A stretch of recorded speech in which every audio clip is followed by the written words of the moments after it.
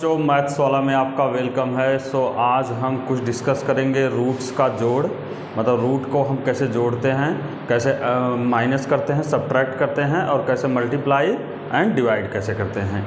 इन सब चीज़ों के बारे में डिस्कस करेंगे, क्योंकि जो रूट्स होते हैं अगर सेम रूट में हैं तो ऐड होंगे, सेम रूट्स में नहीं हैं तो वो क्या होंगे, जैसे है वैसे ही रख दिए जाते हैं। और एक बात याद रखना है कि हमेशा रूट्स में वैल्यू को हम प्राइम फैक्टराइजेशन में कन्वर्ट करेंगे।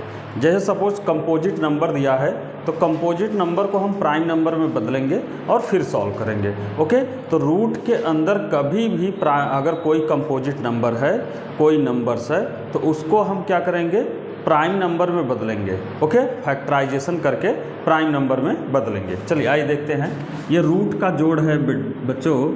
जैसे दे दिया जाए कि √5 + 7√5।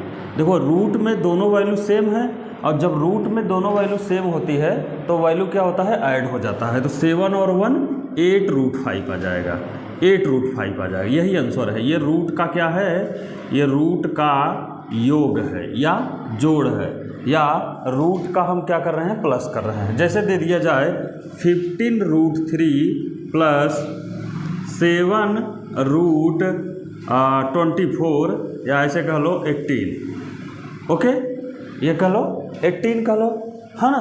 तो हम क्या करेंगे, देखो 6 3 जा, अगर हम 9 2 जा 18 होता है, 9 दूनी 18 होता है। तो देखो 15√3 और प्लस इसको ब्रेक कर लो 7 और 2 × 3 × 3। प्राइम फैक्टर में हम कैसे बदलते हैं, ऐसे ही तो बदलते हैं। 2 9 जा 18, 3 3 जा 9 और 3 1 जा 3, यही बदलते हैं। तो हम क्या किए, ये देखो पेयर में बन रहा है। जब इसको हम प्राइम नंबर में बदलेंगे तो पेयर वाले को हम बाहर निकाल लेते हैं।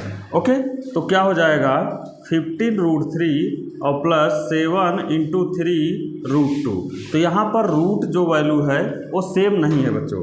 तो 15√3 और प्लस 21√2, ये दोनों वैल्यू क्या है, डिफरेंट हैं। जब भी दो वैल्यू डिफरेंट होती हैं तो उसको हम ऐड नहीं करते और ना ही सब्ट्रैक्ट करते हैं। वैल्यू रूट की सेम होगी तभी हम ऐड करेंगे और सब्ट्रैक्ट करेंगे। ओके, तो हम डिस्कस करते हैं दूसरा।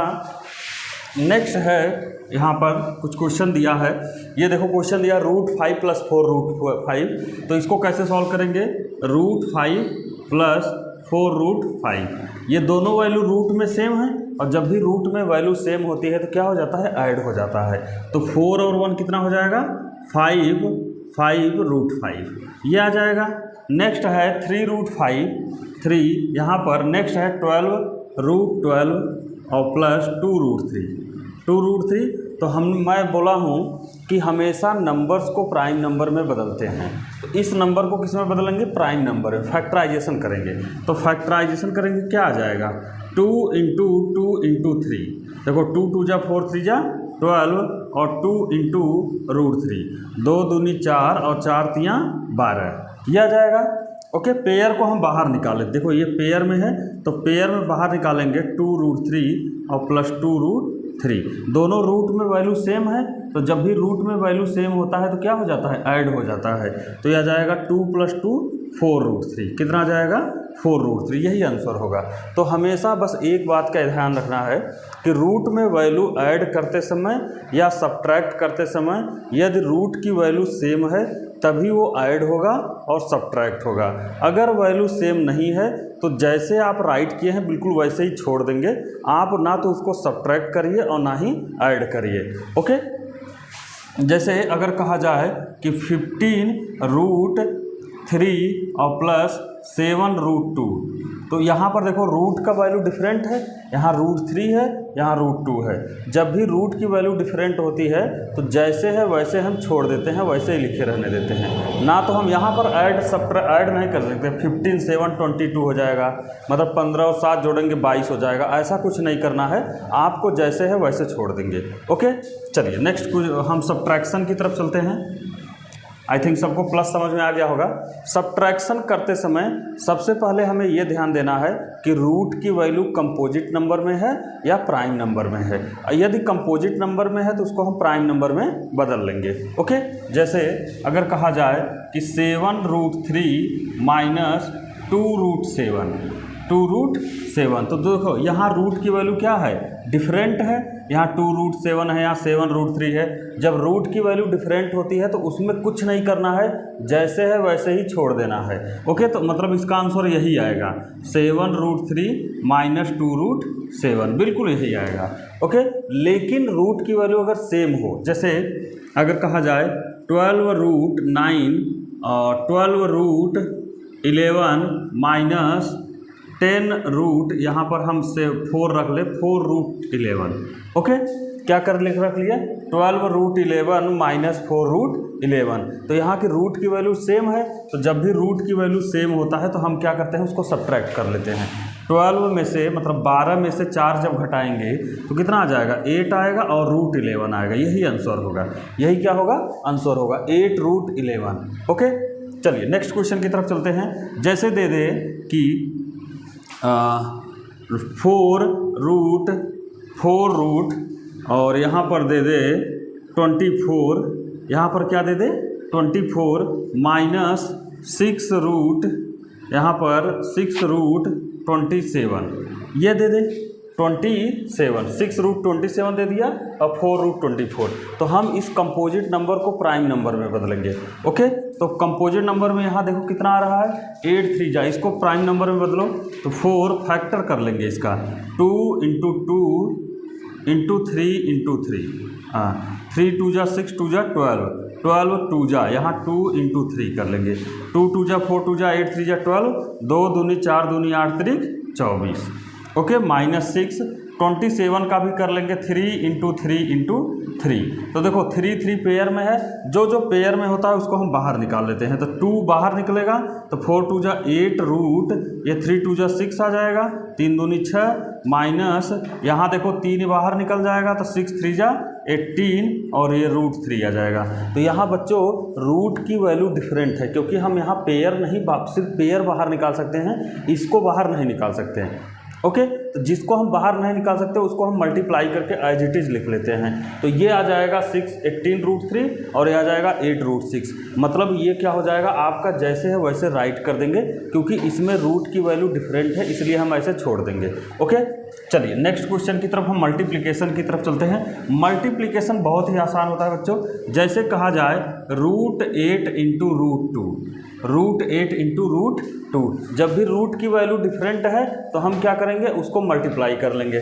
देखो रूट ये दोनों अलग अलग है, तो इसको एक में लिख लो, 8 × 2 ऐसे लिख लेंगे, दोनों को एक में मैंने लिख लिया। अब क्या हो जाएगा, 8 2 जा 16, 8 2 जा कितना हो जाएगा 16, 8 दूनी 16। अब 16 का क्या फैक्टर बनाएंगे तो 4 × 4 होता है। ओके, 4 × 4, और इस पेयर को हम क्या करेंगे, बाहर निकाल लेंगे। कुछ बच्चे सोच रहे होंगे अभी सर बोल रहे हैं कि इसको प्राइम नंबर में बदलना था, 4 तो कंपोजिट नंबर होता है। तो कोई बात नहीं, आप प्राइम नंबर में बदलेंगे तब भी यही आंसर आएगा।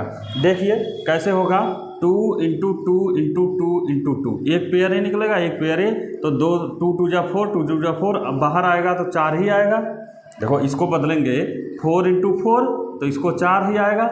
ओके, अभी समझ में आ रहा है। ओके, ना हम नेक्स्ट क्वेश्चन की तरफ चलते हैं। जैसे मान लीजिए दे दिया कि √7 × 2√7, 2√7, यहाँ रूट की वैल्यू तो सेम है लेकिन यहाँ 2 लगा हुआ है, तो कोई बात नहीं, बस हमें रूट की वैल्यू चेक करना है। रूट की वैल्यू अगर सेम है तब रूट ऑटोमेटिक हट जाता है, क्योंकि पेयर में आ जाता है। क्यों, क्योंकि ये देखो √7 अगर हम एक रूट में लिखें तो 7 × 7 हो जाएगा, तो 7 × 7 हो जाएगा तो 7 ही आएगा, क्योंकि पेयर में बन गया हो। ओके, तो 7 × 2 आ जाएगा और 7 2 जा 14 हो जाएगा। ओके, 7 2 जा कितना हो जाएगा 14, यही आंसर है। ओके, नेक्स्ट क्वेश्चन की तरफ चलते हैं। इसमें दिया है √6 × √6। देखो √6 × √6, तो √6 मैंने बताया कि जब भी रूट की वैल्यू होती है तो ये एक रूट में लिखोगे, 6 × 6 पेयर बन गया, बाहर निकल आया, क्या जाएगा 6 आएगा इसका आंसर। ओके, या तो ऐसे भी कर सकते हो, रूट सेम रूट से मल्टीप्लाई करते हैं तो रूट ऑटोमेटिक हट जाता है। नेक्स्ट क्वेश्चन है 5√3 × 7√5। देखो यहाँ पर रूट जो है डिफरेंट है, रूट डिफरेंट है, तो कभी भी रूट डिफरेंट होता है तो देखो 7 5 जो 35 होगा, 7 5 35, और रूट को अंदर ही रूट्स को रूट से ही मल्टीप्लाई कर लेंगे तो आ जाएगा 5 3 जा 15 आ जाएगा, मतलब 35 रूट यहाँ 35 रूट 15 आ जाएगा, 35 रूट 15 आ जाएगा। ये होता है मल्टीप्लिकेशन। मल्टीप्लिकेशन में भी हम क्या करते हैं, रूट अगर सेम होता है, रूट के अंदर जो नंबर लिखा होता है सेम है तो रूट ऑटोमेटिक हट जाता है, रूट के अंदर नंबर डिफरेंट है उसको हम एक रूट में लिख लेते हैं। ओके, चलिए नेक्स्ट क्वेश्चन हम डिवीजन की तरफ चलते हैं। डिवीजन है जैसे √6/√15 ये दे दिया हो, √6/√15, तो उसको हम एक रूट में लिख लेंगे, जैसे ऐसे लिख लेंगे √6/15 ऐसे लिख लेंगे। तो इसको हम कैसे सॉल्व करेंगे, देखो 3 2 जा 6, 3 दूनी 6, 3 5 15, तो इसका आ जाएगा √2/5, इसका अंदर आ जाएगा 2/5, यही आंसर है 2/5। इसको ऐसे भी लिख सकते हो आप √2/5, अलग अलग भी लिख सकते हो, एक में भी लिख सकते हो, बट रूट है ना, रूट तो सेम ही होता है। ओके, चाहे हम दोनों के लगा दें चाहे वो डिफरेंट अलग अलग लगा दें। नेक्स्ट को चलते हैं। नेक्स्ट है कि जैसे कि दे दिया जाए 12√6, ये क्वेश्चन दिया है, डिवाइड बाई 4√2, ये करना है हमें, तो हम क्या करेंगे, ऐसे लिख सकते हैं इसको 12√6/4√2, 4 3 जा 12, 4 3 12, लेकिन ये भी काटना है तो इसको अंदर एक रूट में लिख लो, 3√6/2, 2 3 जा 6, तो आ जाएगा 3√3, क्या आ जाएगा 3√3, यही आंसर है 3√3। आप क्या करो, जब भी डिवीजन में रूट अलग अलग होता है तो सबको एक रूट में लिख के फिर इसके बाद जो भी कैंसिल होता है उसको हम कैंसिल आउट कर लेंगे।